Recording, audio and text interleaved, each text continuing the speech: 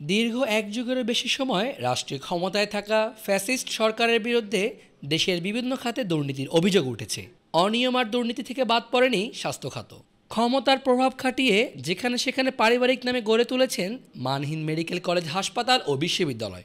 Fascist সরকার ওনারা যত্রতত্রভাবে medical college ওনারা স্থাপন করেছেন, কারো বাবার নামে, কারো নিজ নামে, কারো ভাইয়ের নামে বা বোনের নামে, এরকমভাবে তারা আত্মীয় স্বজনের নামে ওনারা মেডিকেল কলেজগুলো ওনারা স্থাপন করেছেন। কিন্তু আমি যেটা আগেই বললাম, একটা বিল্ডিং কিন্তু সব কিছু না।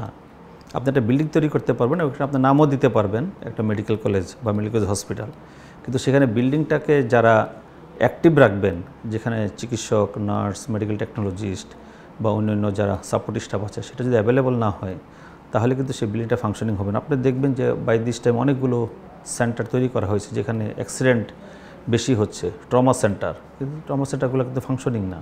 আপনি বিল্ডিং করে রাখছেন, ট্রমা সেন্টার নাম দিয়েছেন, কিন্তু সেটা ফাংশন হচ্ছে না। সেই একইভাবে মেডিকেল কলেজগুলোরও কিন্তু একই অবস্থা, মেডিকেল ইউনিভার্সিটিগুলোরও একই অবস্থা। ক্ষমতার বলয়ে গড়ে ওঠা এ সকল প্রতিষ্ঠানগুলোতে শিক্ষা ও সেবার মান না থাকায় বন্ধ করার উদ্যোগ নিয়েছে অন্তর্বর্তীকালীন সরকার। সরকার কিন্তু কয়েকটা মেডিকেল কলেজকে আপাতত এটা বন্ধ করবেন কিনা তো ওনারা চিন্তা ভাবনা করছেন, কারণ এখানে শিক্ষকের প্রচুর সংকট হয়ে গেছে। পূর্বের সকল ব্যর্থতা মারিয়ে সেবার মানকে উন্নত করতে নতুন নতুন পদক্ষেপ নিচ্ছেন অন্তর্বর্তীকালীন সরকারের স্বাস্থ্য অধিদপ্তর।